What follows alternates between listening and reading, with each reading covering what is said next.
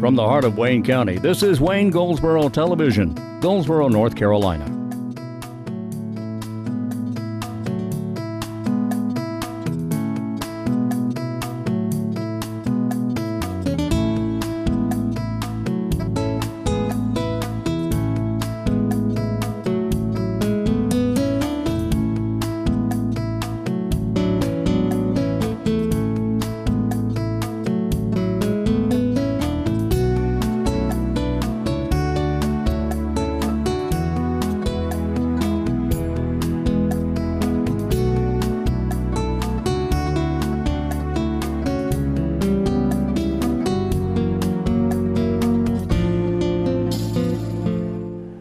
Today is Friday the 13th. Boo. Ooh. And this is Wayne Goldsboro Television. I'm Wayne Alley. And I'm Kate Daniels. And good luck to you today. I like Friday the 13th. Oh, do you? Mm-hmm. I do too. I don't have a problem with it. Anytime the first of the month falls on a Sunday, you're going to have a Friday the 13th. Oh, good rule of thumb. So when it falls, and you don't have to go looking it up. If you find a month, every month that has just work it out. Work it out. The first falls on a Sunday, then you're going to have a Friday the 13th. Okay. And there's usually 3 or 4 in every single year. You just can't get away from it. Learn something new. I'm telling you. Okay, we don't need this. We don't need that, do we? Okay. Whee! All right. Superstitions from around the world. Yesterday we started superstitions, talking about things that happen around the world, not just with us. And you told me you have some superstitions yourself. And I understand that. A lot of people do. A lot of people. And there's so many of them. Breaking a mirror, walking under a ladder. Black cats and all that. Yeah. Boo. That's good. Okay.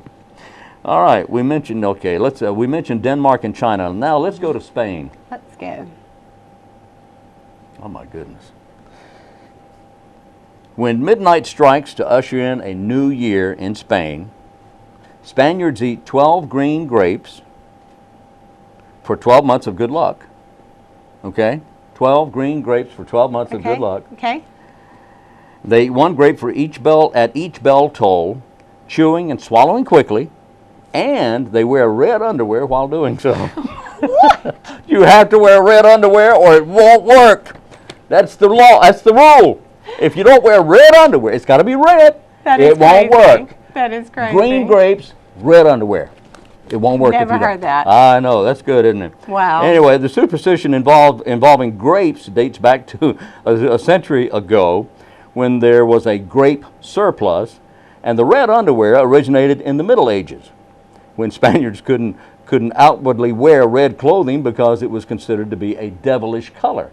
So so you didn't wear red clothing. Yeah, you rascal, you devil you. You couldn't wear red clothing, but if you had to wear red, it had to be underwear. That is hilarious. So there you go. So anyway, that's supposed to mean good luck for them at the beginning, when midnight strikes at New Year. From Russia, here's another one. Bird droppings are a sign of great things to come. Rather than view a bird messing on them as a disgusting surprise, Russians actually welcome it as a sign of good luck and fortune. I've heard that. So, have you heard that? I've heard that, yes. Yeah. Okay. Yes. I didn't know where it originated from, but I have heard that. So, if a bird poops on you, you got it made, right? Yeah. To Russians, bird droppings on you, your home, or your car signifies that money will be coming your way. Oh, that is a good sign. So based on my car right now. I'm going to be rich. Yay. Look at the bird poop. Anyway, if multiple birds mess on you, you'll supposedly get more money. Oh, those Russians. Oh, I know. Oh, boy. Last month, April, was Poetry Month. Oh, yes. And there were a lot of poems read throughout Wayne County, radio, TV. We ran a bunch of them here. And we're continuing to run them through the end of this month on Channel 10. So you're going to see those now. April was actually Poetry Month, but they were so good and we got such good response from them, we're running them again. Usually at the bottom of the hour or right after a program. And it won't run real late at night either. Okay, so just kind of keep that in mind. That was a reminder to myself there, so I can get rid of that. All right, what else do we have here? Oh, boy. Oh, boy. Oh, yeah. Oh. the wedding dresses and things. You I've heard several people have been to the Wayne County Museum on William Street. Yeah. They had the debut a week ago, maybe a little bit more, where they are running, what is it called? It's like the wedding... It is called the Wedding and Fashion Exhibit at the Wayne County Museum. Fabulous. I have not been yet. I want to go. Okay. Heard it's wonderful. Wonderful. They are opened 11 to 3. Quit moving your thing. Oh, I'm sorry. Okay, no. When are they open? There will also, that's a That's reception for it. Yeah, that's thing. a different thing altogether. When is the Wayne County Museum opened? Tuesday through Saturday, Okay. 11 until 4. 11 to 4. Right. Great. Okay? Okay. All right. And we have time to run to our interview. We're going to go to our interview and we'll be back.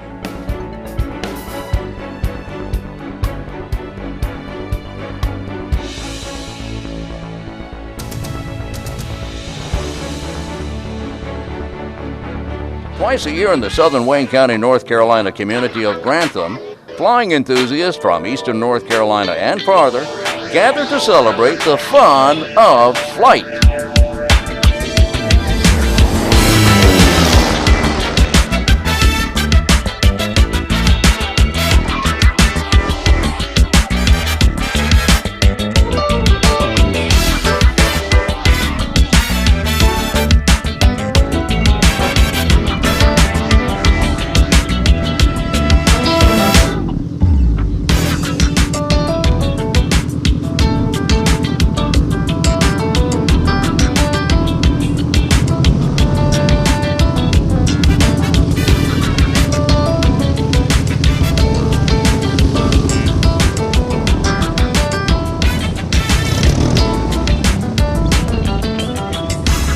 Talking to Mr. Jonathan Gurley now here at the Grantham Airport, and you were telling me, give me a little history about this airport. This was founded by James Cox and Frank Grantham in 1985, I do believe. In '85, so it's about 30-some years old. Yes, sir. Yes, sir. It's been around that long. And this is that's why it's called the Cox-Grantham Airport. Yes, sir. Here in Grantham, North Carolina. Now, yes, sir. Now, Jonathan, the organization is known as Cox-Grantham Air Club. We got about 30 members at the moment. Is that right? Yes, sir. About 30 members. Are all pilots? 90% of them are. Some of them own planes, some of them rent planes. There's some guys that just love aviation and love to be around it. So you don't have to be a pilot to be a part of the club? No, sir, you do not. Anybody's welcome.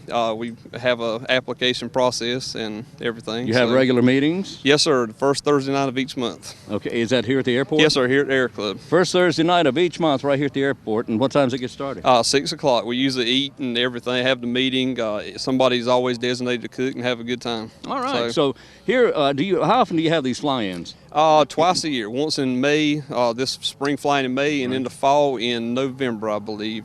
Okay. Yes, sir. And how many normally are able to come and attend and fly in? If the weather's beautiful like today, we're expecting 35 to 45 airplanes from everywhere from Georgia, Atlanta, Virginia, from the coast, everywhere. I've already talked to a couple of people that flew in from Johnston County, and they live elsewhere, but yes, they're based there. But yes, sir. We expect a range from East Coast, all over. Yes, sir. Probably from 500 to 800 miles away at the most, and a lot of local guys too. I see a lot of unusual aircraft out here. Some older airplanes, the Piper Yes, sir. Cubs, and from the 40s, and this aerobatic plane behind Yes, us sir. here. Yes, sir. There's gyro planes, helicopters, any form of aviation just about you can see will be here. Anything that can get Yes, off the sir. ground on its own power. Anybody's brave enough to fly anything will be here. Okay. Yes, sir. Now, tell me about the gyrocopter. We're going to talk to that guy over there in just a few minutes, Yes, but sir. what do you know about that? Well, the gyrocopter, the rotor runs with airspeed over the rotors. It's got no drive to the rotor system. It's got a internal combustion engine to push it along. As it goes faster, yes, sir, it's like a fan blade. It starts turning faster and creates lift. So it creates lift, and so it lifts off the ground, but if it doesn't have that engine going to push it, it won't go anywhere. No, sir, it will not go. However, you can auto-rotate down to the ground. It kind of glides down using the rotor lift. Okay. But you get one chance. Yeah. Gravity takes care of the rest. Gravity Yes, takes sir. care of the rest of it. Yes, sir. Jonathan, I appreciate you talking with us. Yes, We're going to sir. walk around and talk to some people. All right. Y'all Thank you have so fun much. looking. Yes, sir. All Thank right. you. Appreciate it. Yes, sir.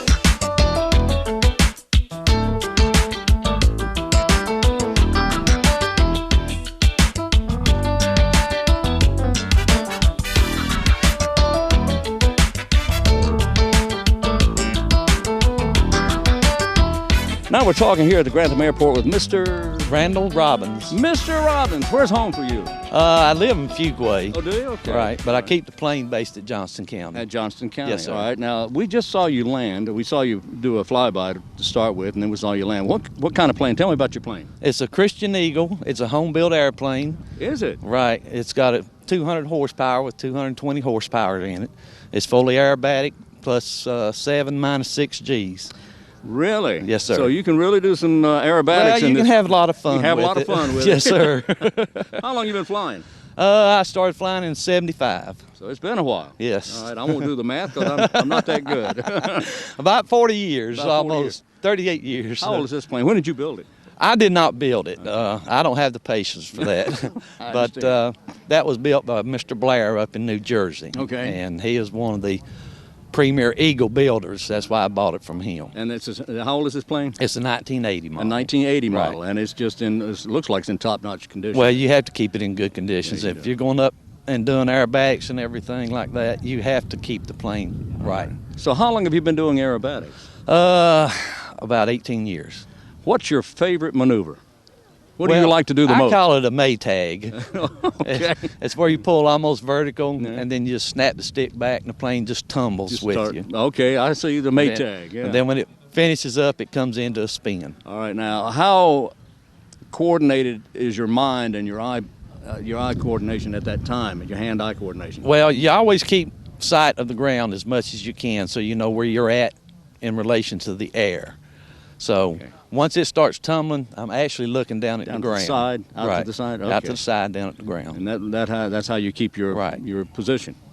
All Yes, right. sir. Very good. Well, I appreciate you talking with us. Well, you're I quite thank you very welcome. much. I appreciate you. All right. Thank you. Thank you.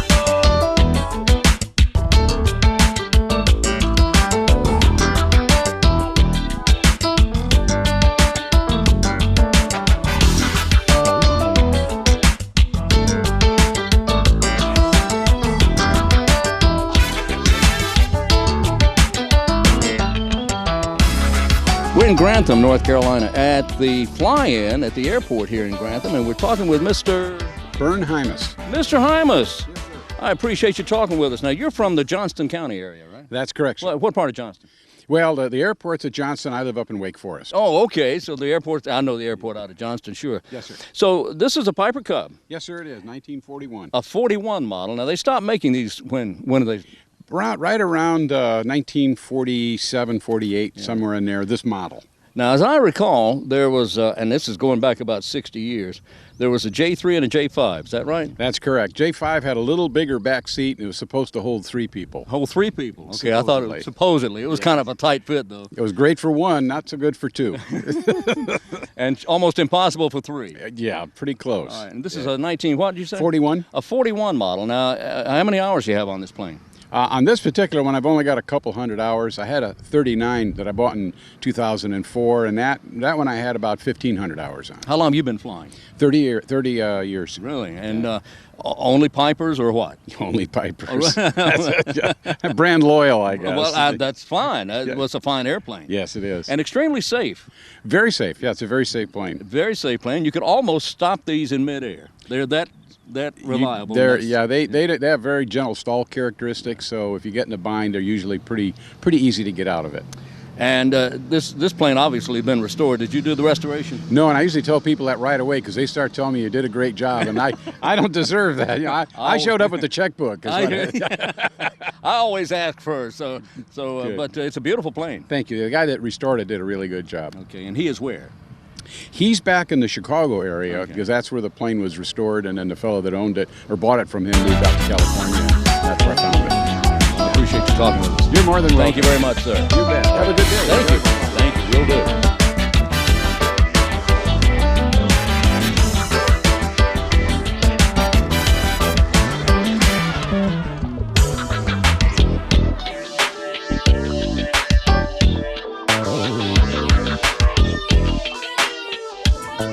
We're talking with Gator.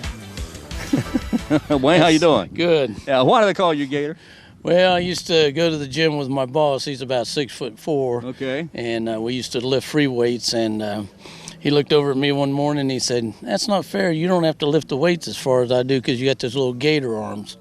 And that was 14 years ago. Okay, and it's stuck. I've been gator ever since. All right, I'm here at the Grantham Airport, and do you fly a gyrocopter? Absolutely. It's called a gyroplane. Gyroplane, I beg your Yep. pardon. Now, why is it called what is it? What does a gyroplane do? Well, a gyroplane is somewhat like a helicopter, only it does not have a powered main rotor. The wind drives the rotor as you're flying through the air. It goes up through the rotor blades and causes them to turn. Rotor blades. Right. Okay, and causes them to turn. And that gives you your lift. It's like a rotating wing. Okay, but it's motorized. I mean, Right, that gives you your forward thrust. Okay, but I mean, I'm saying the rotors are motorized. No, only They're not. it has a hydraulic pump down here off the main engine that when I'm at the end of the runway, I engage it. It goes up and engages that flywheel below the rotor blades, and it brings my rotor blades up to about 2/3 of flight speed. And then I let go of the engagement and head down the runway with the cyclic held back, which tilts the rotors at the maximum tilt back. And then the air going through the rotors brings it the rest of the way up to flight speed. And it sort of takes off, not quite like an airplane does like that. Yeah. A gyroplane takes off more like an escalator. Okay.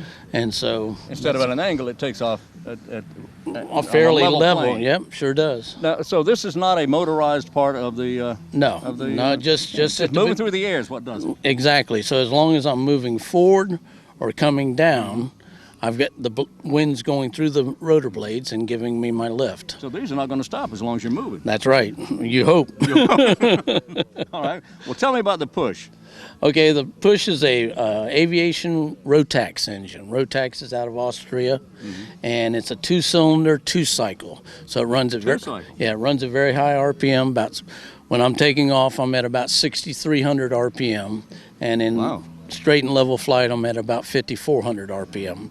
So you get a lot of power out of a 2-stroke engine. It's only got 2 cylinders, and it makes 65 horsepower. Okay. So 65. that's pretty standard for most light sport kind of aircraft. You'll see a Rotax engine on a lot of them. I remember a Volkswagen engine had about 60 or so horsepower some years back in the 60s. Yep. In fact, the yellow airplane down on the end's got a Volkswagen engine in it, and it makes about 65 horsepower. So you've got the lift from these Thrust. and the thrust from this. This pushes. Right. All right. So your lift overcomes drag or gravity, yeah. and your thrust overcomes drag. And this is lift. Yep. Lift, thrust, and drag. Yep. There's one missing. What is it? Gravity. That's that's what causes you to come down when everything quits. Well, does that happen? Well, actually, we practice an engine out landing. Most guys that fly an engine out landing because when you're coming in, you've got the energy of the rotor blades are even picking up a little bit more energy as you're coming in at an incline. So you can just take and pull the throttle back on the engine. You don't need the thrust anymore. Right. Gravity's bringing you in. And then you get down close to the ground, you level out. Right. And when you're ready to land, you do what's called a flare.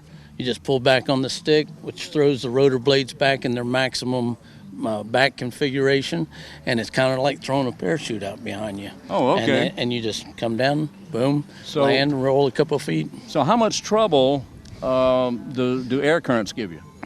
This is actually more stable in the air than a fixed-wing aircraft. A fixed-wing aircraft, the wing is attached to the fuselage by hard framing. So whatever those wings do, in turbulence and thermals and such, so does the fuselage and so does the pilot. Right. Whereas this is sort of like being up in the air on a leaf spring.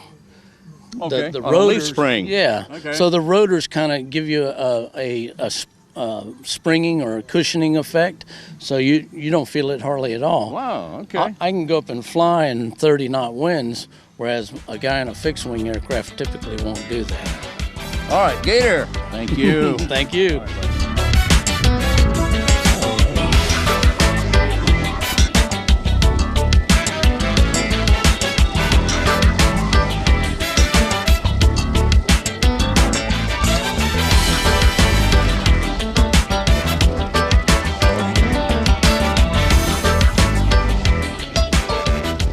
talking with Mr. Eddie Richards here at Cox-Grantham Airport at the fly-in today. How you doing? Doing great. Appreciate you talking with us. Thank you. Where's Eddie Richards from? Originally from Louisiana, Shreveport, Louisiana. Shreveport, all right. But I pretty much grew up right here in Grantham, North Carolina. Okay, well, it's a good place to grow up. Yes, sir. Tell me about your airplane.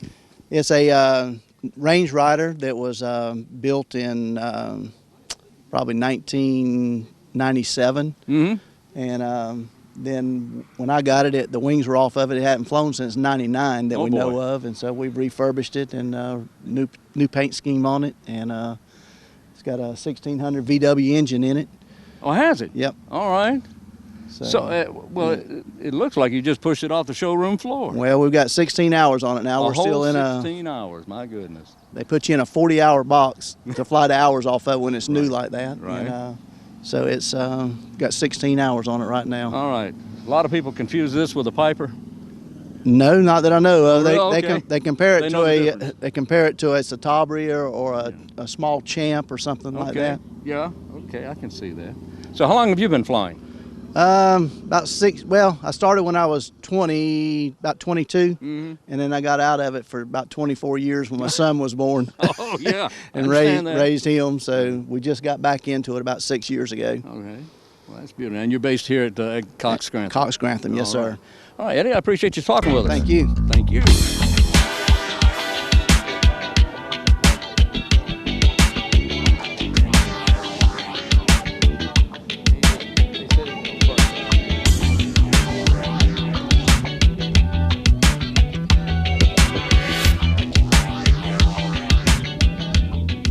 Still at Cox-Grantham Airport. We're talking with Shane Kilpatrick in front of this beautiful airplane. This is a Piper, isn't it? It's a Piper Clipper. Clipper? Yes, sir. All right. Now, what was the difference? It's a little larger airplane than the Cub. It's a little larger, 4-seat, 135 horses. This one, and it's a little faster, a little quicker to get off the ground. Maybe. Maybe. But You got a good a little tailwind, more comfortable A anyway. little more comfortable, right? Four-seater. Four-seater. So, what year is this plane? That one is 48 of it, if I'm not mistaken. All right. So, how long have you been flying? Oh gosh, I don't even really know. So, Okay. a long time. A long time. Yes, sir. All right. So, you have this plane and you have others in your hangar as well. Tell us about those. Yes, I have a few projects around most of the time, but as far as flying right now, we have I've got a Eros over here behind me, the yellow and white one. I built it about 10 years ago, I guess. Right. It's actually an all-wood airplane. It started out as a bunch of sticks. And Eros. Eros, yep. It started out as a factory-produced kit. Mm-hmm. It's been pretty well modified, so it's kind of I made it my own. So it's ended up pretty well. You do acrobatics in it? No, sir. Okay. Once, if you see me doing acrobatics, call somebody. I'll call 'cause- somebody. He's ready for the farm. That's right. right. All right. So the Eros is how old is that plane? Like I said, it's about 10 years old. 10. Okay. It's got a JDT 4-stroke engine in it, which is one of the reasons I built it. I had just before that I had two strokes let me down and put me in the fields. Uh-oh. So I was determined I was going to be flying behind the 4-stroke after that. All right. And then we've got a ultralight behind it. It's a Quicksilver ultralight. All right. It is Motorized? it is motorized. It is 2-stroke, but you're traveling along at a whopping 35 mile an hour, so you're not going to hit very hard wherever you do fall. Kind of easy So breezy. that's right. Yeah. All right. All right. So how high does your the ultralight get? The you don't want to get too high with it. Yeah, usually you'll get cold before you get too high. You get over 2,000 or 3,000 feet, it starts getting chilly. Chilly out there, Yeah. yeah. So how fast is your Eros? The Eros will cruise around about 80 mile an hour. It's pretty happy. All right, that's okay. And your Piper here, how fast? 125 or so. Okay. So. All right. Very good. Shane, we're at the fly-in today here at Cox-Grantham Airport, and this is, I understand, this is a twice-a-year event. Yes, sir. We do one in the spring, one in the fall. And you are the former president of the Correct. Of the, Yes, sir. of the group. Well, I appreciate you speaking with us, Yes, and sir. I thank you Thank very you. much, sir. Thank you. All right. All right. Appreciate it.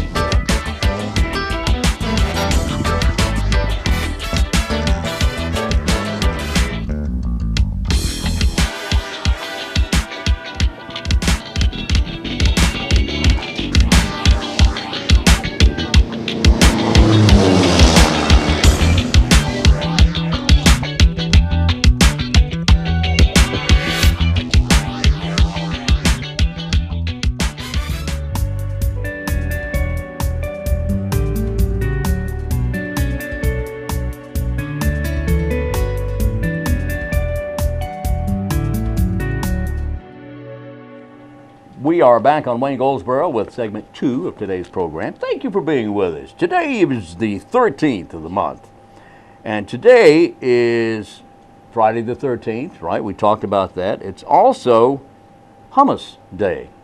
Hummus Day. Hummus, yeah. It's also Frog Jumping Day. You remember the story from Mark Twain about the jumping frogs of Calaveras County? Yes. Well, I think that's what today refers to, Jumping Frog Day. Frog Jumping Day, rather. It's also Fantastic Friday, giving sharks a voice. I had a cousin who was a shark, you know what I mean? Yeah. Hey, buddy, you want to borrow $10? Cost you 30. Yeah. Anyway, that's another story. So, Fantastic Friday, and that's the highlight of today. Our next Red Cross blood drive will be on the 17th, and that will be at the Wayne County Red Cross office at 600 North George Street in Goldsboro, beginning at 1:30 in the afternoon. And trivia question. Ta-da! Today's trivia question category is George Washington, the first constitutional president of the United States of America. And I say that because there were presidents prior to that, congressional presidents, presidents of the Congress. But Washington, of course, the first elected president of the U.S. of A. And the question is, the Revolutionary War ended when the Continental Army, led by George Washington himself, defeated the British at what battle? What was the last battle of the Revolutionary War? Okay? Good question. Here's a clue. You want a clue? Of course. Okay. There's a famous ship named for this battle. Well, it's not named for the battle, but it's named for the place. But this battleship named for this location where there was. Till the next segment. Okay. I don't know it. Okay. You'll get it. And you'll know it when you hear it. It was the last battle of the Revolutionary War. Okay. And it finished the British. Our friends. Now. Well, it finished them until 1812 anyway. That's another story. We'll talk about that later on. Let's see, what do we have here? Aha, aha, aha. Isn't that a song? Aha, aha, I like it. Mm-hmm. On, aha. The embers are coming up the next embers week. are coming. That's right. Pardon me. I just fell week. asleep there real quick. Next week, embers are coming. Next week? Oh, that is next week. That's the 19th. Next week, 19th. Okay, it's a week from yesterday. Yeah. All right, and we're getting the high sign here. We've got to go to our next interview, and we'll be back after that.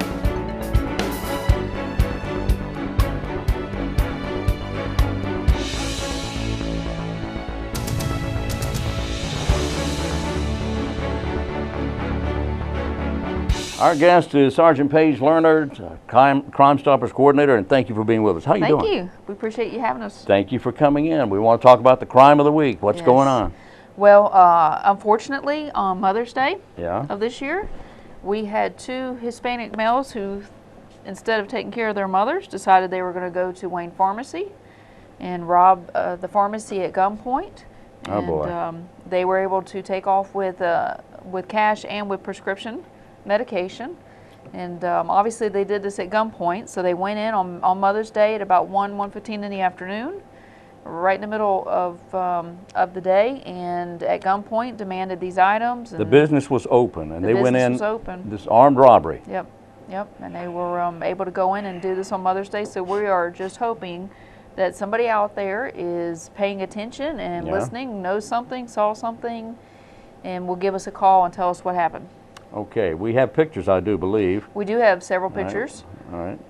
And while these pictures are showing, I'd just like to remind people that are listening that these pictures are also up on Facebook, the Goldsboro Police Department Facebook. So if they want to slow down and take a slower look at them or share them, that way they can share them with people and they can take a good look at them, and hopefully they'll give us a call. They know who these suspects are or who they think they might be. Anything that they think would be important to our investigation, we want to hear about it. All right. The number to call is 919-735-2255.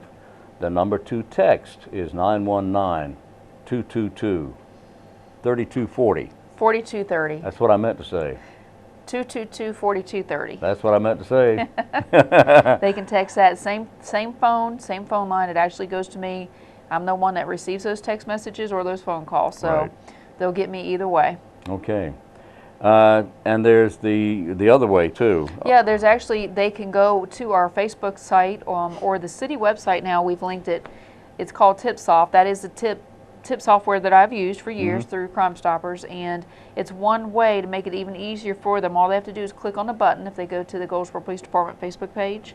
Click on that tip, and they'll send it. It's an encrypted message, and I'll receive it, and I'll be able to distribute the same. It'll assign them a tip number, and so they are still anonymous. 919-735-2255. You remain anonymous. 919-222-4230. You still remain anonymous. Or through TipSoft, through the Goldsboro, City of Goldsboro website, goldsboronc.gov. That's right. All right. Crime Stoppers Coordinator Sergeant Paige Lerner. Thank you, ma'am. Thank you for having us. All right.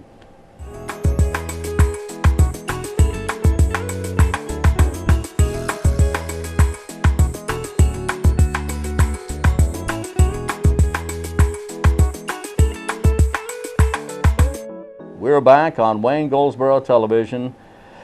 Have you registered to vote? Are you registered to vote? And if you have or have not registered, then you need to get with the program and at least register to vote, and then start doing your homework. Find out for whom you wish to vote. You need to find out the person that best represents your beliefs, your standings, your party. But just don't go out and start voting for people because somebody else said that's who you should vote for. You can't do that. You can't do that. That's not right. That's not the American way. Okay? Let's see. We did that, didn't we? We did. We did that too, We didn't did. we? And we talked about the Red Cross Blood Drive coming up. That's right. Oh, yeah. And the Poppy thing is coming up on May 26th, 7th, and 8th, right? 26th, 27th, and 28th to honor our veterans. The big Poppy sale. And this is done every year. It's poppies distributed and donations accepted by Post 11 of the American Legion Auxiliary members. The idea of the poppy, of course, as you know, is a memorial flower to those who died in the First World War. Appeared as naturally as the little wild flowers that emerged from the soil and grow in the fields of France and in Flanders. On Flanders Field, the flower was the one touch of beauty that survived amid the terrible destruction of war. Can you imagine a battleground where everything is blown up and dead and just a horrible scene, and then suddenly these little tiny beautiful flowers start popping up out of the ground. Red poppies. Soldiers of all nations came to look upon the poppy as a living symbol of the sacrifices that had been made by their fellow soldiers who had died during the war. You'll see volunteers outside Sam's Club. You'll see volunteers outside the food line on 117 South. That's at Marmac at 5 Points. The Seymour Johnson Air Force Base Commissary distributing these red poppies. All proceeds will be used to help veterans and their dependents. Thank you, Louise. Thank you. Yeah. Thank you, thank you. And it seems like there should be a lot of information on here. You There got is. that. Oh, yeah.